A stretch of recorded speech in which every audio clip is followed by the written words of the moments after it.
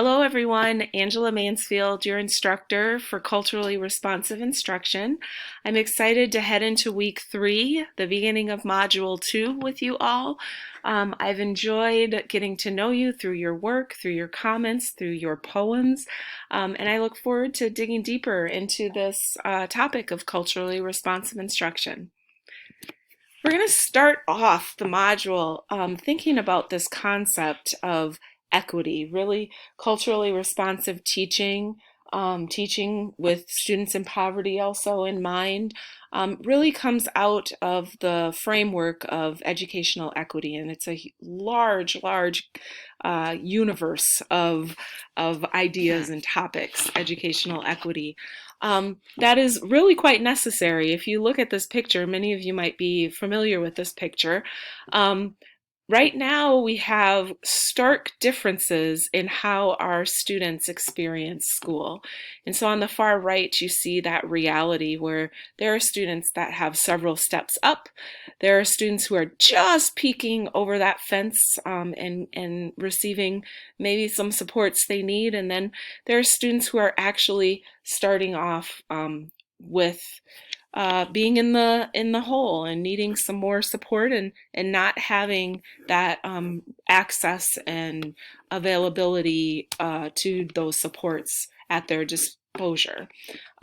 So we used to think not long ago that equality was going to be enough, that we just give everyone the same equal access and opportunity, and it would just make the world a better place. And what we knew or realized, found out, was that, yeah, it allows the person who had it already to still see the game and the other person to be able to peer over that fence still, but it doesn't quite do enough equality to get some people who need those additional supports all the way up so they can see.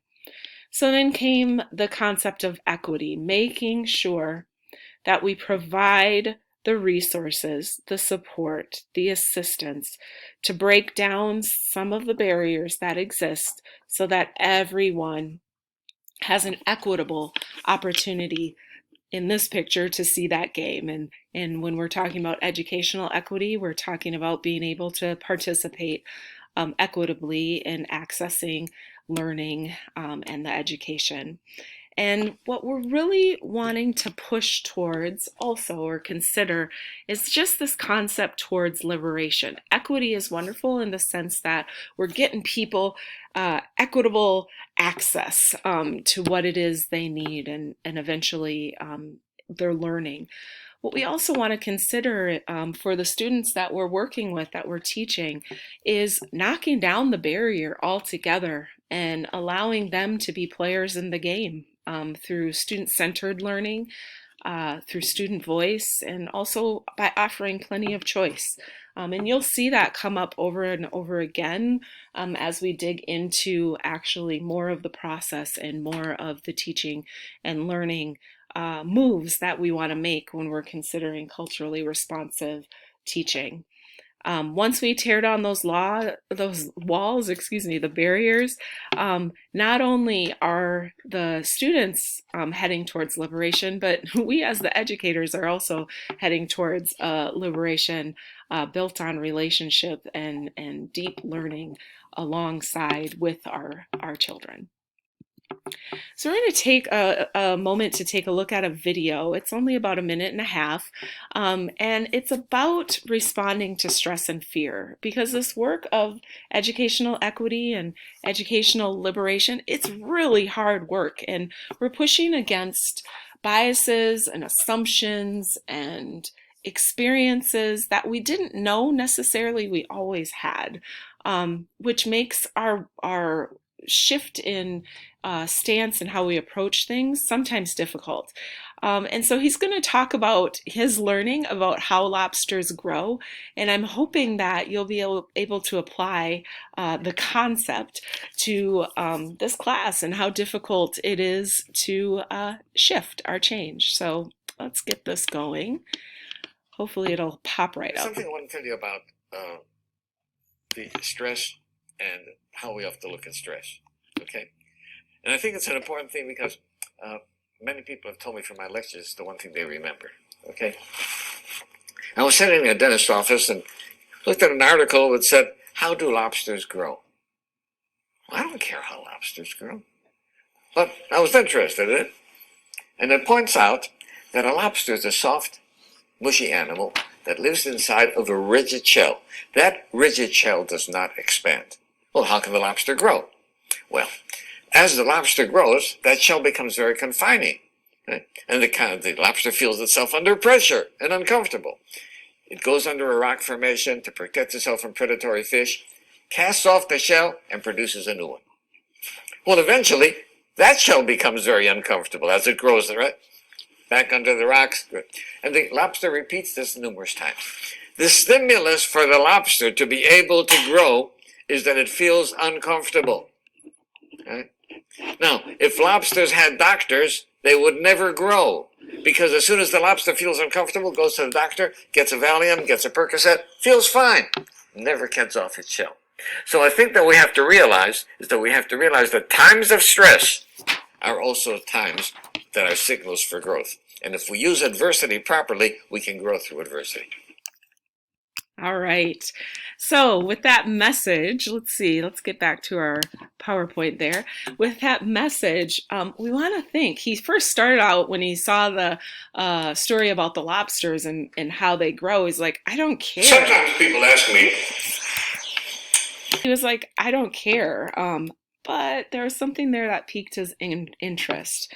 And so he dug deeper and he read. And what was really interesting was the stimulus for those lobsters to grow was that discomfort that they felt inside their own shells. So hopefully we'll all experience a little bit of discomfort or are experiencing some discomfort as we dig into the readings. I know some of the Gorski information can be a little challenging and tricky. And I want all of us to kind of lean into that and think of ourselves as lobsters, and we're growing in our shell. And as we lean a little bit deeper and we share some of our ideas and wonderings and thinkings in the forums, that hopefully we're also creating a new shell and growing, and that cycle is just going to keep regenerating and keeping us heading towards constant change, growth, and learning, so our new shell of super educators can continue to grow. So let's take a look also as you read chapter, I think it was 6. I'm looking in my book right now. Yes, it is chapter 6 about class inequities. Sometimes as our shells kind of start to change and grow, we grow a new one, we get a little bit concerned about all of the things we want to do and all of the difference we want to create as we are, social beings, and we're in a profession that's largely personal, especially when you connect it to the children and families that we serve. You'll see as you read this chapter that Gorski talks about spheres of influence. I took this quote which was on page 87 in chapter 6. And he says, many of these disparities that you're going to read about fall outside the purview of public schools. I'm going to stop right there because that alone is something we hear over and over again. Well, I'm not a social worker, I'm a teacher. Or if we only could settle poverty or change poverty and make sure everyone has everything they can have. Those are true statements, but we also have to think of what our role is and where we are in the school. And so he goes on and he says, we must recognize and address the effects these disparities have in our classrooms and schools, our spheres of influence. Then when manageable, we can grow our spheres of influence, perhaps positioning ourselves to chip away at some of the underlying equity issues. And so I thought that was important because he's asking us to take a look at what is it with all of these disparities, what is it that I personally can control, like actually push the button on. A lot of that is how I teach. It's how I view my children. It's the beliefs I have in them. It's what I present to them in the form of materials, curriculum, etc. Then what are those things that I can influence? I might not have a direct control on the topic or the thing, but I might be able to lean a little influence towards it. So that could be things like being on a leadership team in the school, being on the union advisory board. It could be influence that I have amongst my teammates, or influence I have in the larger community that might not see the importance of culturally responsive teaching and equity. And then everything else we need to think of as that purple sphere there, and it acknowledge that it's outside of my control and my influence, but that doesn't mean it's forever out of touch. What it means is as I expand each of those other two spheres, my sphere of control and my sphere of influence, as I expand those and make them larger, then some of those things that are in that purple outside of my control and influence start finding themselves inside influence and then possibly inside control. So the most important question we need to ask ourselves is, where do we focus our energies and where can we have the greatest impact? And this module is largely focused on something you all have control of. It's that process of creating your culturally responsive environment. That immediately is where your best, greatest impact is. And you'll start to see as you work towards a more culturally responsive environment, you're going to have people wondering what it is that you're doing. And there's that influence kind of rippling out to others. Let's take a look at what our module includes before we kind of share those lovely quotes that I like to leave you with. So the first thing at a glance for Module 2 are your outcomes. First one, analyze the existing obstacles to culturally responsive instruction, and closing the achievement gap. That is largely going to be what you read in the chapters in Gorski this week, this module. He's talking a lot about the disparities, and both inside the schoolhouse and outside the schoolhouse. He's also going to challenge us in that thinking of the achievement and, as he says, the opportunity gap that exists in schools. And then we're finally going to get towards what are some ways to address that. So that's number 4. Number 5, utilize multicultural differentiated instructional strategies designed to improve achievement and build resilience in diverse learners and children of poverty. I really want to shift that language a little bit. So we're talking about diverse learners, really diverse learners who are different than us. And also children who are experiencing poverty. And you're going to read a lot about that in the Geneva Gay text. And then finally, number 6, reflecting on personal instructional strengths and set a course for persistent movement towards classrooms that support the success of diverse student populations through culturally responsive instruction. And I'm going to reveal the learning plan. I already talked about the Gay chapters, the Gorski chapters. That next piece, number 6, is largely going to reveal itself when you complete the self-audit.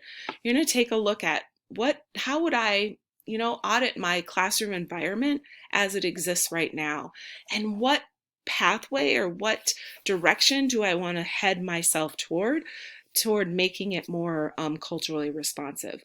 That should be always something that we go back to, but I'm excited to see how you experience that on this first side for the purpose of the class. And my hope is that you continue to take a look at that even after your class is over. The other 2 things, you'll have a reading from Brown University just about teaching diverse learners and culturally responsive teaching. And then you'll have a presentation by the wonderful Dr. Gloria Lanson-Billing that I just love her, and hopefully you'll enjoy that as much as I do. Again, you have 2 forum posts. The forum 3 is going to be a self-audit share. So what did you find that kind of moved you, your ahas, your direction you want to go, and maybe some things that were surprising to you. And then in forum 4, you're going to explore culture and communication a little deeper through that discussion. You again have your journal and learning log, and then several choice assignments that you can choose from. So words of inspiration for this module. I shared in my feedback to Forum 2 some pieces from Robin DiAngelo's work. And I thought it was appropriate to take this quote for this module. Human beings can only make sense of the world through the lens they were socialized through. And we're constantly stretching, expanding, and growing that lens as educators. And that is really the whole goal of culturally responsive teaching. We last module really dug into who we are and how that shapes our view of culture and might uncover some of the biases we have. And then we're going to take that a step further this week by acknowledging the disparities and issues that our children face, but then saying, hey, how can I impact their learning? What can I do? What's within the sphere of control I have? And how does that knowledge kind of expand what I understand and how I make sense of the world?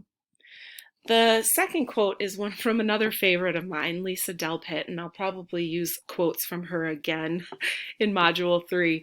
But she says, we do not really see through our eyes or hear through our ears, but through our beliefs. And it's my hope throughout the course of all 6 weeks of this class that we're expanding our beliefs. We might have come in with some implicit biases that we don't even know, and through our reading, through our conversations, through the projects that you're putting together, we're just stretching those beliefs and taking ourselves to another place where we really do see and where we really do hear, and we become the best advocates we can be, while also growing our sphere of influence.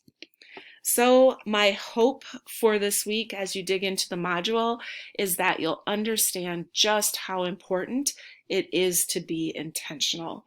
The whole struggle to create that culturally responsive classroom, the process of that, it requires intense intentionality from the part of the educator. So let's roll up our sleeves together. I can't wait to hear how you're seeing your classrooms and where you want to see your classrooms, and all of the other things I know you're going to share this week. Again, happy learning. You'll have my phone number right there. That's my cell phone. I can do WhatsApp that way. And of course, you can always reach me by email. Happy to learn with you all and excited to see what you have to say this module. Reach out with anything you need. Take care.